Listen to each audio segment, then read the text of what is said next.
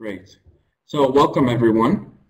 Today we have with us Tim Goodship from Newcastle University, and we really appreciate him joining us. My name's Rob Platika, and I work as a community manager with eurordis. I've been working with the patient groups for atypical HUS now for a few years. And so we've gotten to know a little bit about the disease. And I wanted to just quickly present the atypical HUS community on RareConnect on some of the things that we've done recently. And then Dr. Goodship is going to present his experience with atypical HUS in the UK. Okay. So this is the homepage of the Atypical HUS community on RareConnect.org. You can easily find it from there. It's an international community with human translation across 5 languages: English, French, German, Italian, and Spanish. So we have people living with atypical HUS from around the world sharing their stories, sharing their experiences on that community. And we invite anyone to join who's affected by atypical HUS or has a loved one affected by atypical HUS and take part in the conversations there.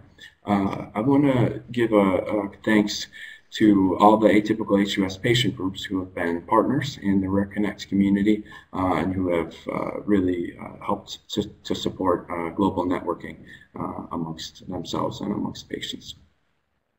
On the community, we have some interesting articles that I just want to quickly draw your attention to.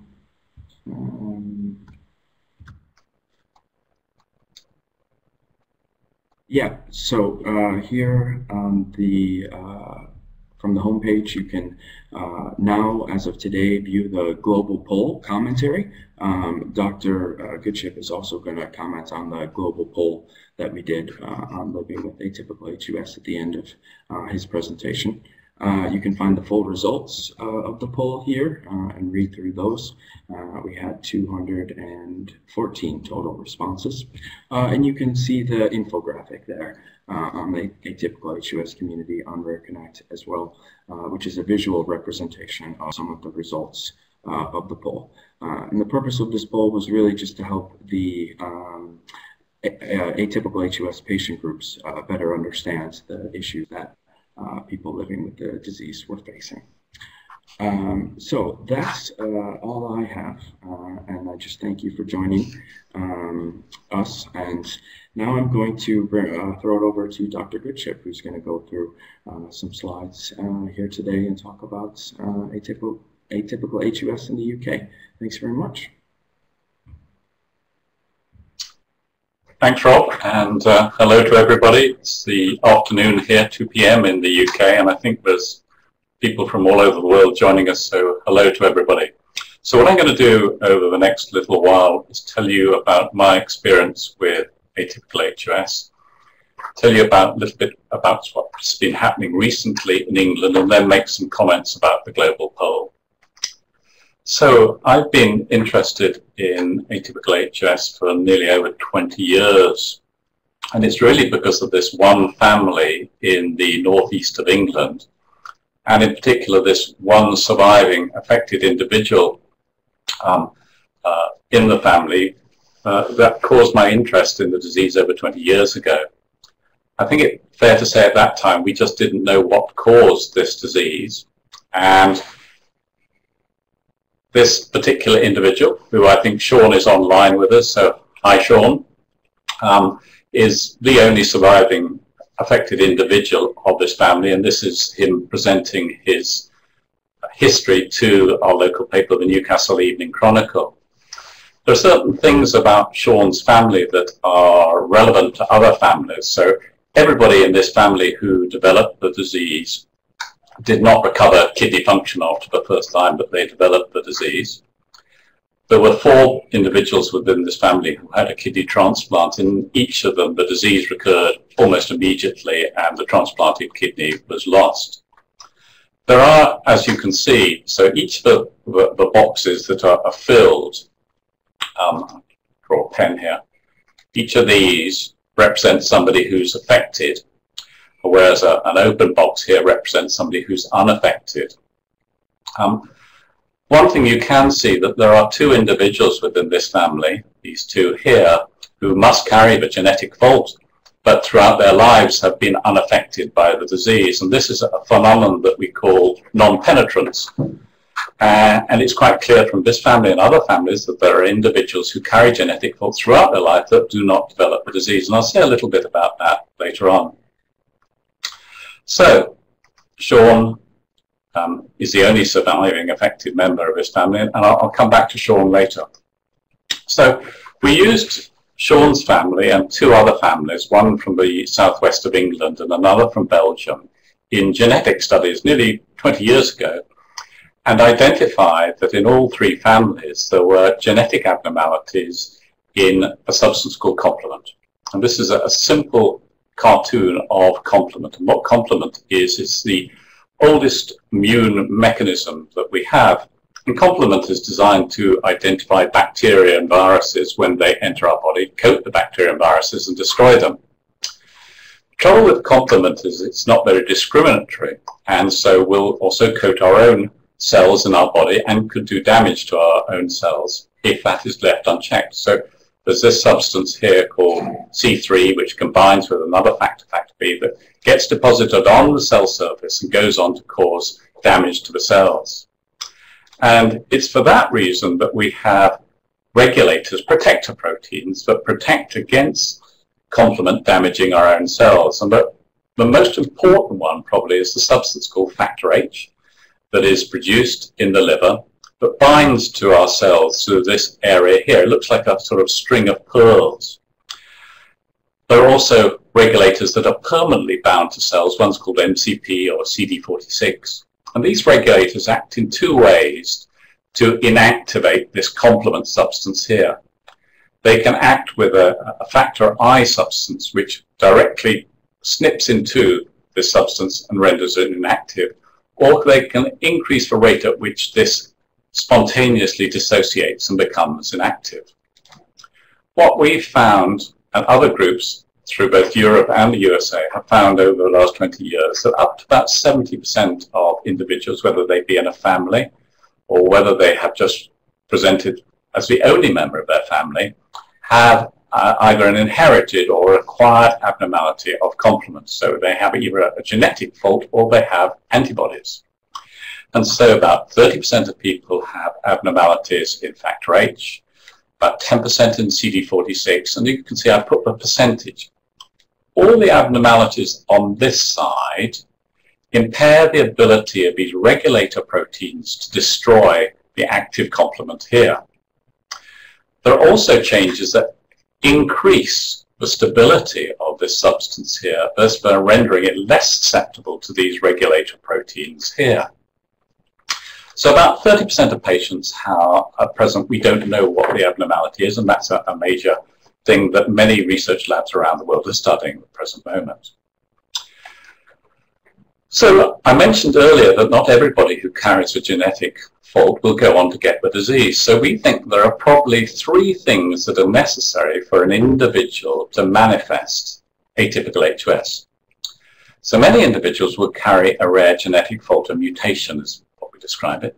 And on top of that, we think that some people will also need a common genetic variant in one of the complement genes that I've mentioned that increases your risk of developing the disease if you carry a mutation. But on top of that, you're also going to need a trigger that sets the whole disease going. So there are well-recognized triggers, such as the late stages of pregnancy, certain drugs, such as oral contraceptive.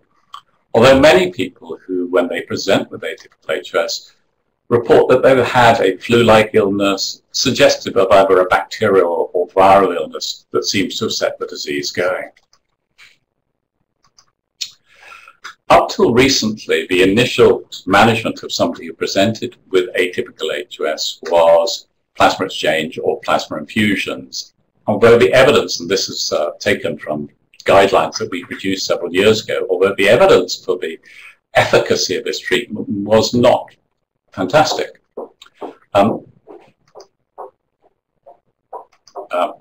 Despite treatment with plasma exchange, a whole range of studies have shown that within 2 years of individuals first presenting with the disease, that the majority will have developed end-stage renal failure and need dialysis. This is some data taken from an Italian publication that we worked on.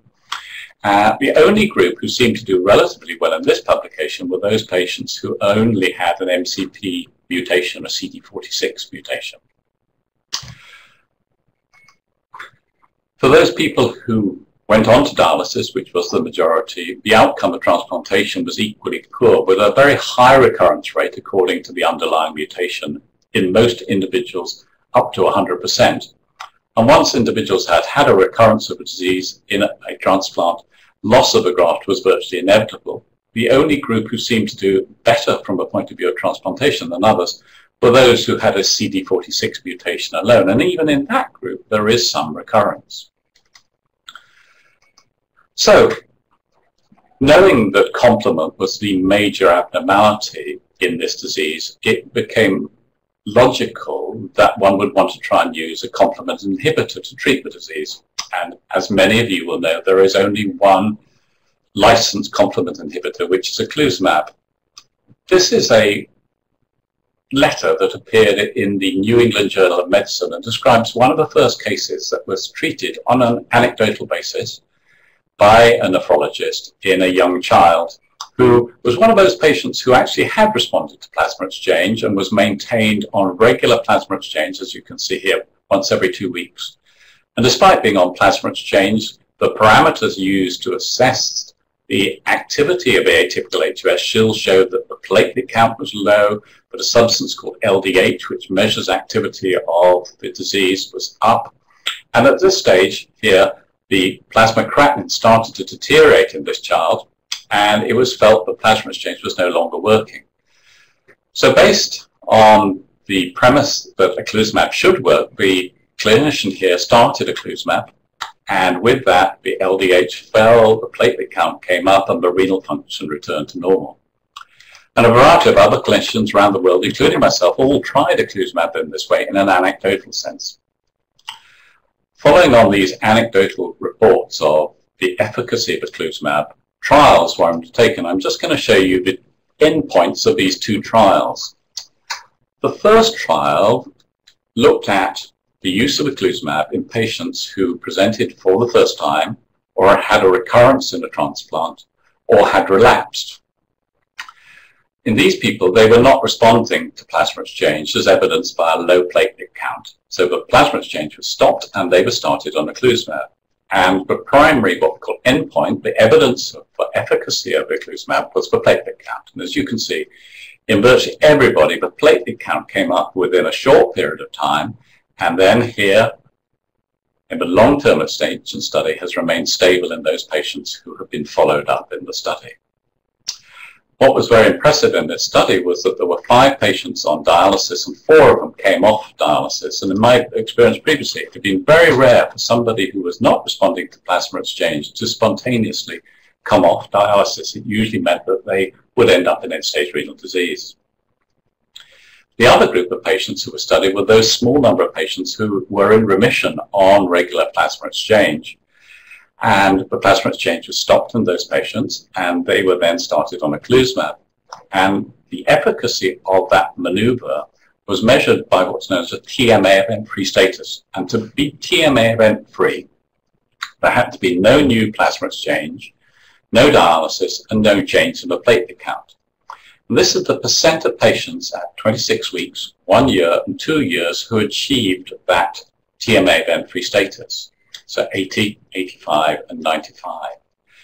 And patients only failed to achieve that TMA event-free status because they had a transient decrease in their platelet count, which was self-limiting and came back to normal. So in these patients, it was possible to stop plasma exchange and for them to not develop the disease again whilst they were maintained on a CluesMap.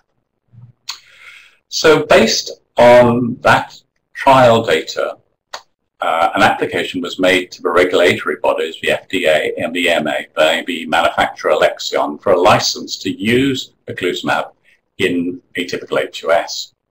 And that was granted. So I'm now going to talk about what's happened in terms of that from a UK perspective. So in England, very rare diseases such as atypical HUS are managed through our nationalised health service, through what's known as a national specialised service, which is based in one centre. And the National Service for Atypical HUS, which is only currently an interim service, is based here in Newcastle. To become a national service, we had to apply to a body called the Advisory Group for National Specialised Services, and we did that in June 2012. And our government ministers, based on what they received from this group called AGNSS, agreed that there was overwhelming evidence for the clinical effectiveness of the CluesMap, but wanted further evidence on whether the NHS, our National Health Service, could actually afford it. So they referred the affordability issue to another government body called NICE. However, the government decided, through this organisation called NHS England, that in the interim, until NICE had made a recommendation about the affordability of the CluesMap, that they would fund the CluesMap for patients with atypical HUS in England. And they would have funded for both new patients with atypical HUS and also existing patients on dialysis suitable for a kidney transplant, but who needed a CluesMap for a transplant to be undertaken. So this is the interim national service that we have for atypical HUS in England. In the meantime, NICE started their evaluation of the affordability of a CluesMap, and they published their initial consultation document in February of this year. They said that, in fact, they were unable to make a recommendation to the government at that time because they had not been presented with an adequate explanation for the considerable cost of the drug.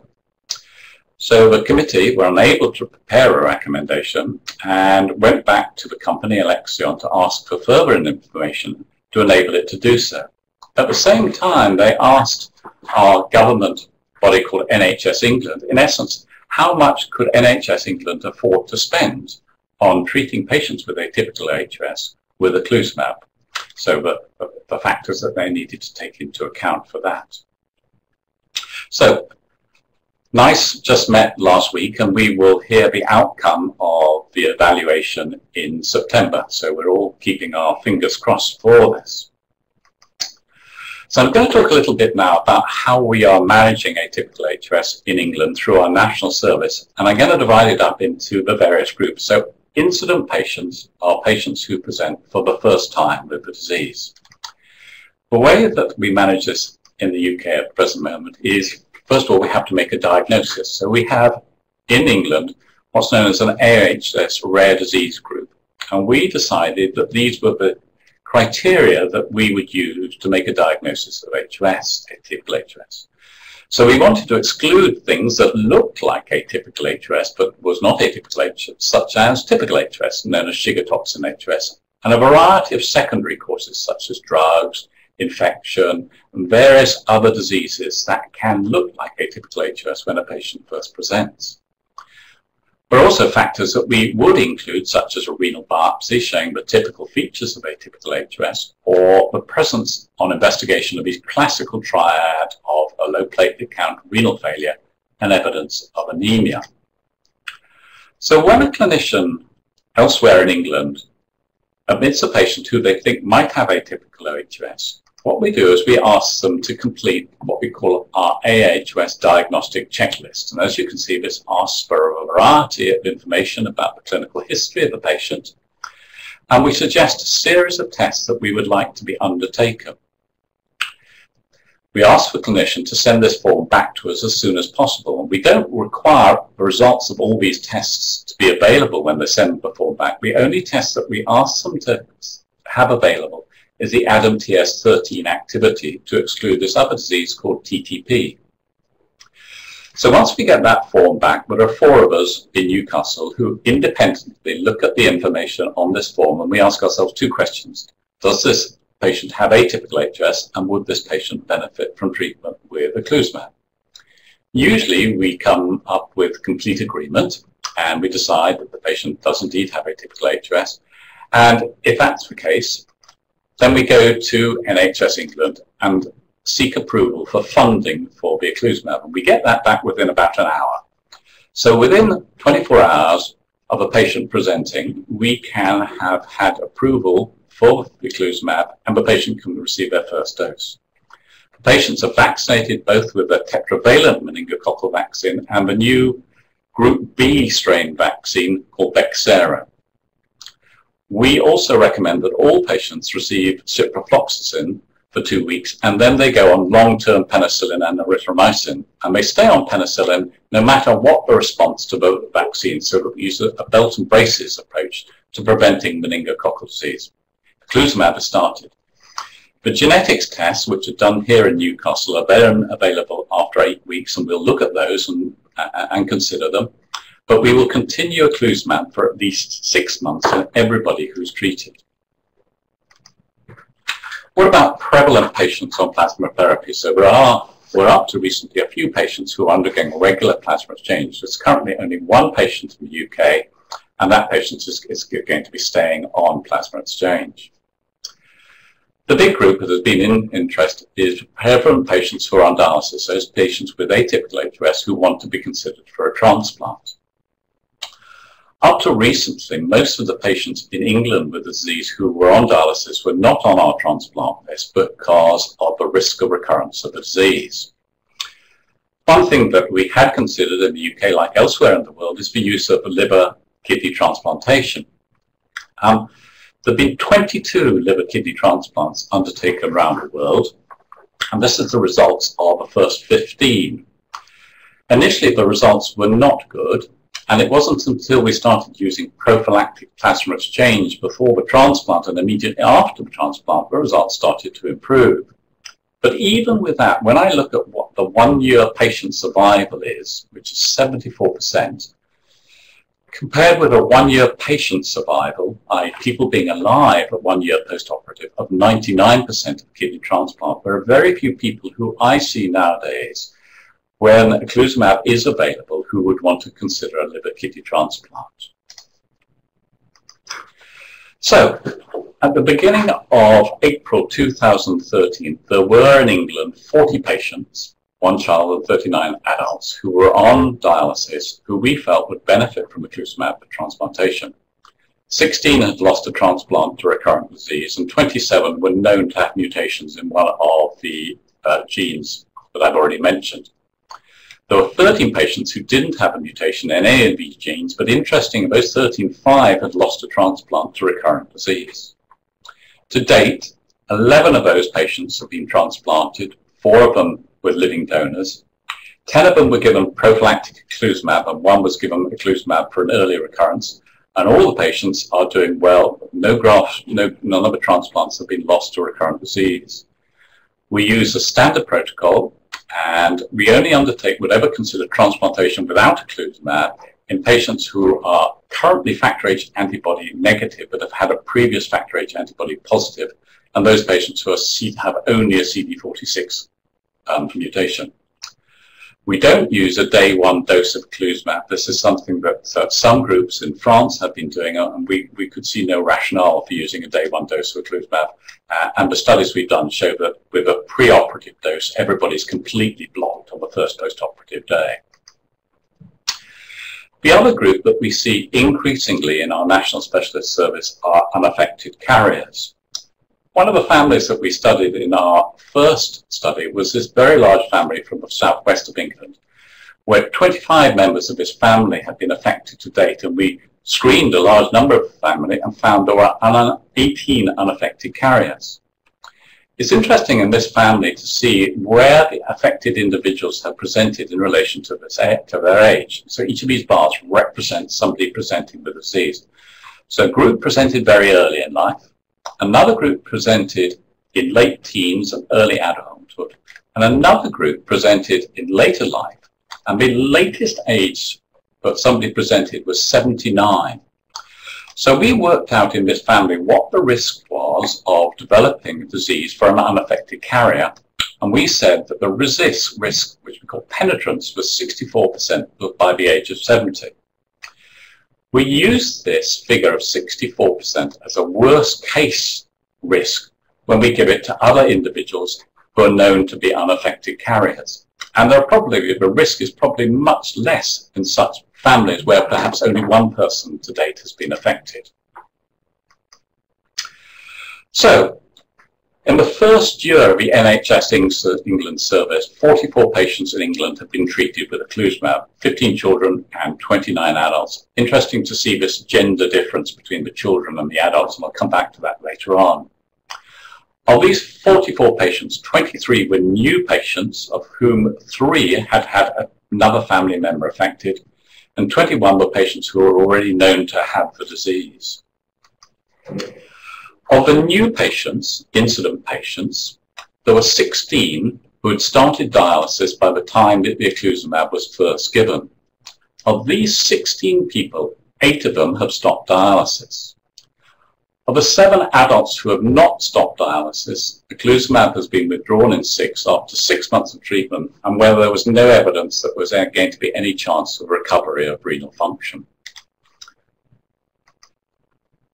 Of the prevalent patients, there were 11 transplant patients, 3 were treated for recurrent disease, and 8 were given the disease prospectively. The other 10 patients were patients who were given it to prevent recurrent relapses.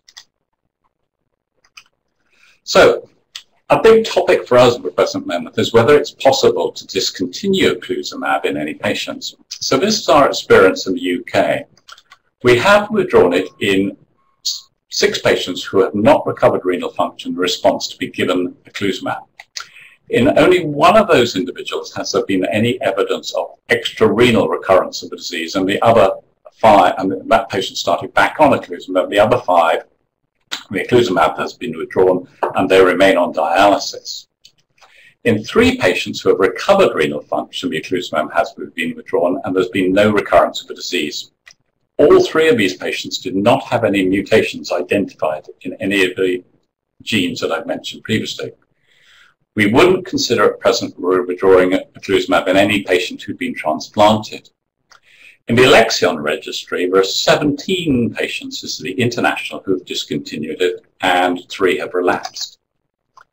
There's also been a recent publication from an Italian group where they discontinued CluesMap in 7 patients, and in 3 of them there was a relapse. And these 3, 1, 2, 3, all of them had an abnormality in terms of a mutation or antibodies. And it's interesting that they picked the recurrence of the disease up very quickly just by using urinalysis.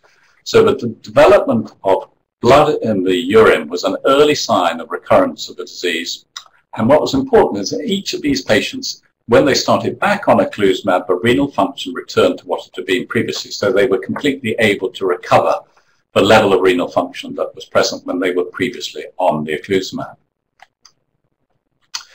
So I'm sort of coming up to the end of my talk, and I just wanted to go full circle and say what's happened to Sean. And Sean's online, and he can add anything that he might want to add. But Sean has recently been transplanted and has done very well, and I think has given him a new lease of life. And so it's remarkable that somebody who's been on dialysis 25 years with this condition has been transplanted.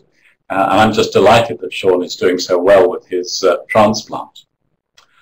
I want to say a little bit now about some of the comments on the results of the AHUS global roll. I'm just going to comment on 1 or 2 things that interested me. I've already mentioned earlier that in several studies that in adults, females are much more commonly affected than in males, and this is something that came out of the global poll. Now, this may be related to pregnancy or contraceptive as being a precipitating factor, but I think there are other factors, and this is something that we, as a research community, think is worth looking at further. I was quite impressed by how quick the time to diagnosis was in the majority of patients within the global poll. Our concern has always been that there may be significant delay in diagnosis, and the evidence is that the sooner you treat patients with CluesMap, the better the chance you will actually recover renal function. I was also quite impressed by the number of individuals who were getting genetic screening undertaken and the time that the genetic screening results were available. Again, there seemed to be a very large number, 48% I think, of patients who were receiving CluesMap in the global poll. And that's good to hear that in countries around the world that many patients are getting the opportunity to be treated with this transformative treatment. One thing that was commented on is the willingness of patients with atypical HUS to be involved in research and the need for registries. So we are in the UK encouraging everybody to participate both in a UK-based registry that we have of atypical HUS and also the Alexion-based registry, because it's only with registries like this that we'll learn more about the long-term response to CluesMap and other important questions about the disease. I think a caveat about the whole results of the AHUS Global Poll, however, is when you look at the countries involved. So the majority of these countries were involved, UK, USA. And so you might say that the Global Poll has a degree of an ascertainment bias. So it may not be totally representative of what's going on in other countries where perhaps there aren't as active patient support groups and there isn't access to treatment or to diagnosis. But I thought they were fascinating results from the Global Poll. So I think that's my last slide, so I'm available to take any questions, to try and answer anything that anybody would like to ask me. So back to you, Rob. Okay, thanks very much for that presentation, Dr. Goodship. We really appreciate that. So here, I'm just going to keep your slides there in case we want to refer to them again. Here you can find the chat box where people can ask questions if they have them. We also had a few questions emailed in, which maybe we can try to address first. And as other people think they can type their questions. This question was from Len Woodward in the UK, and he says 80% of people in the poll said they would definitely be willing to take part in research. What do you see out of all the current research? And if more people join, do you think research focus will shift in any way? So I think the things that we feel are important research questions at the present moment are: what are the causes of a disease in those individuals who we have not found a genetic for, those 30%? And are there any non-complement related genes that may be giving rise to the picture of atypical HUS that may not respond to a CluesMap? I think a big question is whether it is possible to withdraw a CluesMap safely in patients, and that would be something that we would be keen to undertake a study on with rigorous control. I think it would be interesting to look at other agents as well, and I know there are other agents in preparation by various companies around the world to see whether other agents could be beneficial in treating this disease.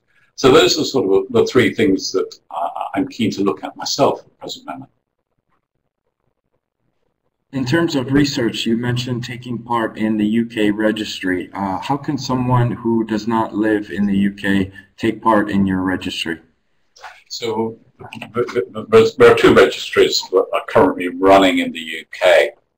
One is just for people, I'm afraid, in the UK, so we wouldn't be able to include in that somebody from another country, because this is information that we want specifically from patients in the UK.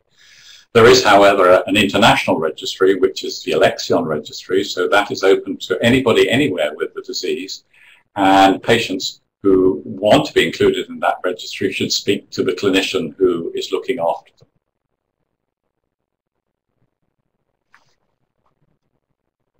Thanks very much. We had another question from Len from AHUS UK. That we kind of touched on a bit earlier, but maybe you can comment on again. Diagnosis of AHUS is improving all the time. The poll results showed that. And in many ways, compared to other diseases where people have a delay, on average, the delay to diagnosis is 7 years for a rare disease patient, and it's considerably less in atypical HUS. But Len is asking, do you think one day there will be an even simpler and quicker test for diagnosing or monitoring AHUS, and in what time frame might they be available? So there's no one test that we can use at the present moment that is totally specific and totally sensitive for the diagnosis of atypical HUS. So I think it is unlikely at the present moment within the foreseeable future that we're going to have a single test when somebody comes in. And I think atypical HUS, like other rare diseases, one of the problems is that because it is so rare that many family doctors will never see it in their life, and that in fact many hospital doctors will never see it. So it is being aware of a disease. I think what AHUS UK has very importantly done is in those individuals where who we know have got the disease, where other family members may be at risk, we've produced a patient card to give out to other family members, whether they are known to be a carrier or not, so that listed on that card are the tests that we would suggest if somebody becomes unwell for a longer period of time than would be expected, that they can give to a doctor and say, these are the tests you need to do, and if they're abnormal, they need to see a kidney specialist. Okay, thanks, Dr. Goodship. Let's interrupt these questions from email to get to a question from Phyllis from the Foundation for Children with Atypical HUS in the United States. Phyllis says, thanks. A quick question on the Italian results that you mentioned, that reoccurrence was diagnosed quickly by a urinalysis. Were any of those patients ones that had blood in the urine normally, and they could tell by an increase, or are they all cases of no blood in the urine normally? As far as I can see from the paper, these were individuals who had no blood in their urine at that time. So it was urine normally completely free of blood that then develops blood in the urine. Okay, thanks, Dr. Goodship. Phyllis says thanks as well. This was another question about diagnosis that came in via email from the Italian patient group. If you feel like it's already been addressed, let me know. But it says, do you think that faster genetic research could be useful in order to administer the eculizumab in view of a possible interruption of the treatment after the first severe period of aHUS? So currently, I don't think that knowing the genetic tests immediately would change whether or not I give somebody a CluesMap.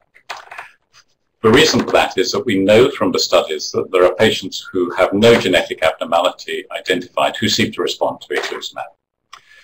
So I think that the way we are doing it at the present moment is that if somebody has a clinical diagnosis of atypical HUS, we would treat them with a CluesMap.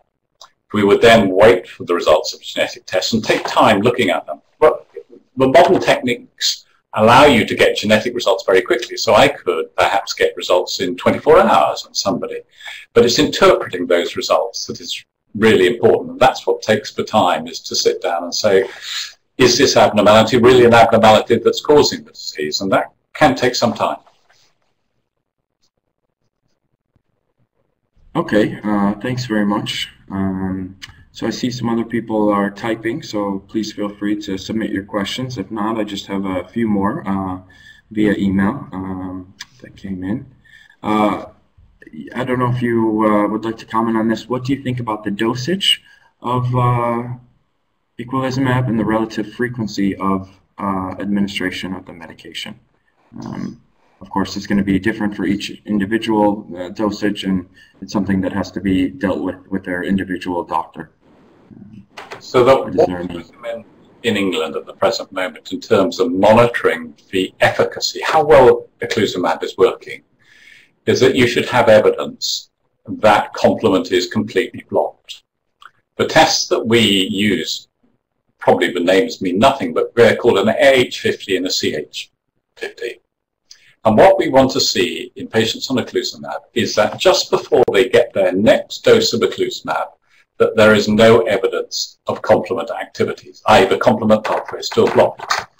So that if you were going to either reduce the dosage or increase the interval, you would want to be checking before that new lower dosage or that new higher dosage or that extended interval. It's checking just before that next dose of eculizumab that the complement is still blocked, because if it's blocked then, it will be blocked for the whole of the preceding period of time since the last dose.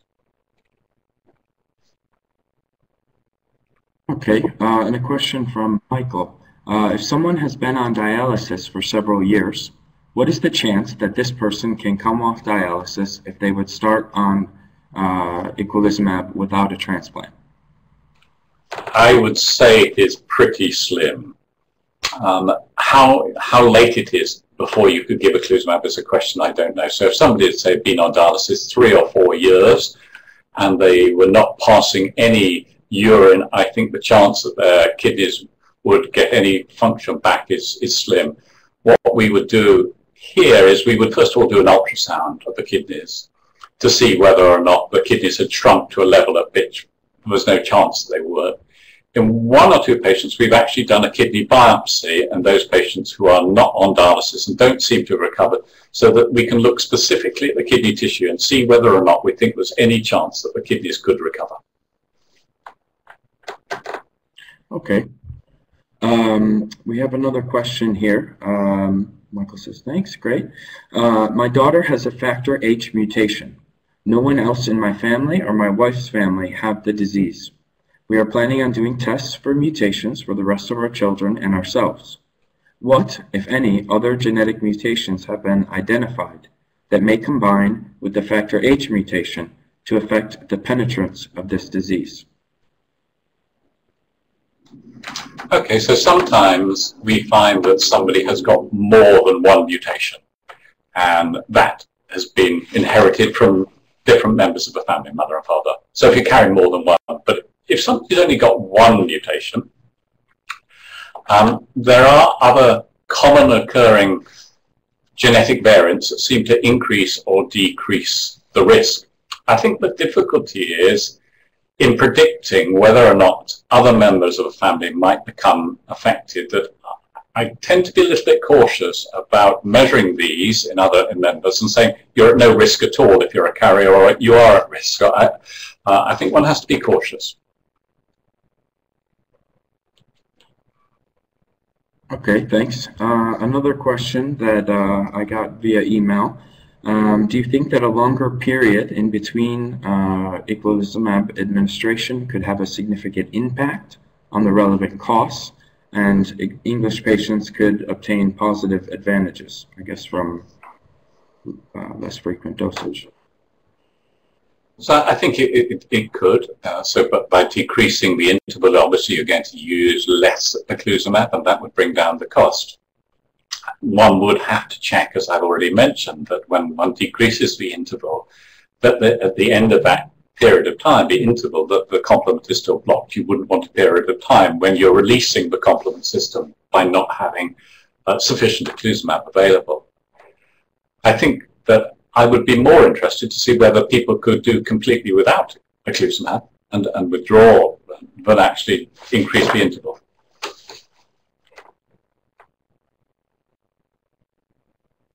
Okay, thanks.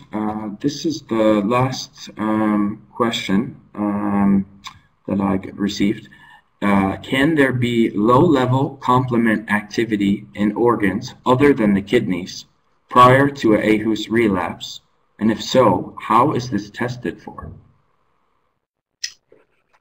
So many people I have seen do say that before they become unwell with the kidney disease, that they have other symptoms from other parts of their body and wonder whether there could be a HUS affecting those. I think it's very difficult to say that. I certainly think it's a possibility.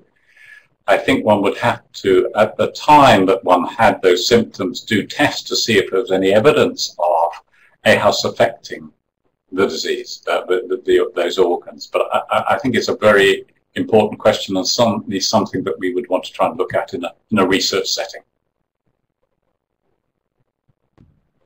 Okay, thanks very much. Just a comment there from Sean. Hi, Professor Goodship. Thank you for giving me my life back. Eculizumab has completely turned my life around. Thank you forever, Sean from the UK. And that was the gentleman that Dr. Goodship was mentioning in his presentation. Thanks for that comment, Sean. Thanks, Sean. I see a few more people maybe typing a last question. I just want to thank Dr. Goodship for his time. this was really appreciated today. Something I know all the AHUS patient groups were really looking forward to. Dr. Goodship often gives his time to patient groups and to patients, so this is following in that same vein, and we really appreciate that. So thanks on behalf of everyone. I also want to remind you that this recording will be available on the Atypical HUS community on RareConnect within a few days. And is it okay to share your slides there as well, Dr. Goodship? Yep, that's fine. Okay, and yeah, we'll have the slides there as well for anybody that wants to see them. Another question from Michael as we're ending here today. Do you recommend that everyone in a family that is affected by AHUS be tested for the disease, even if they don't present any symptoms? So we see quite a lot of families, and we go through them the benefits of being tested. So that a lot of adults in a family who might be at risk do want to be tested to see if they carry an abnormality that we know is likely to be the cause of a disease in the individual. Sometimes it's much more difficult in knowing what to do with children. The current recommendations for testing of children with risk of genetic diseases in the UK is that one wouldn't want to test somebody unless there was an immediate initial benefit to a child of having that test undertaken, and that one perhaps should let the child get to an age where the child themselves can have some say as to whether or not they want to be tested. What we tend to do with children is that if parents want to have the child tested after due consideration, then we test the child. Some parents do decide to have their children tested, some decide just to wait and let the child make a decision themselves later in life as to whether, no matter what, whether the child is tested or not, the parents are still aware of that child, if they don't know if there is or is not a carrier, is at risk of the disease. And so with the cards that AHUS UK provide, they have all the information should the child become unwell. Okay, so if you have any other burning last questions, you can share them on the AHUS community.